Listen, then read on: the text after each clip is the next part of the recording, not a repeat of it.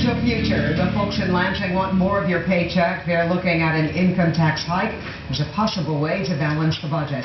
Our Roger Weber is live tonight with a closer look at just how much this is going to cost you. Roger?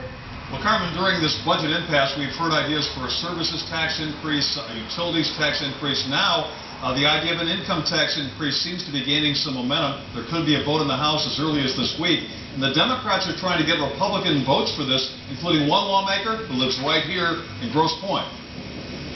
Back in the 1990s, the state began lowering your income tax rate from 4.6% down to the current 3.9%. But what goes down may soon be going up.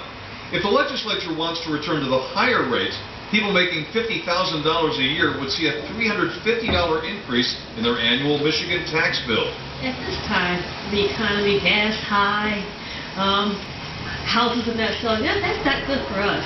I would go along with that. I think that the budget's such dire straits, and I'm in public education, so we're looking at this big cut.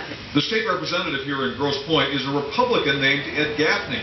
House Democrats are trying to convince him and other Republican lawmakers to vote for the higher income tax. Gaffney told us in a phone interview he might do it to avoid further cuts to schools. But in exchange, Democrats would have to accept reforms in the way the state spends money.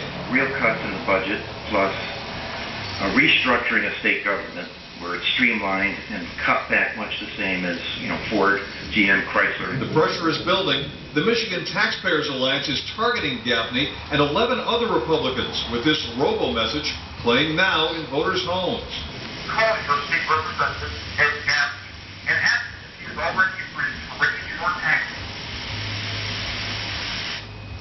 But on the other hand, the governor's warning that if they don't get a deal by June 1st, we're going to see steep cuts in school funding and in Medicaid. Meanwhile, Mike Thompson of the Free Press in today's editorial page captures the state's precarious finances, showing a balloon deflating. Right now, the deficit projected for this fiscal year is $800 million, and we have only 4 months to go. And next year's budget deficit will be even bigger. Reporting live in Grosse Pointe, I'm Roger Weber, Local 4.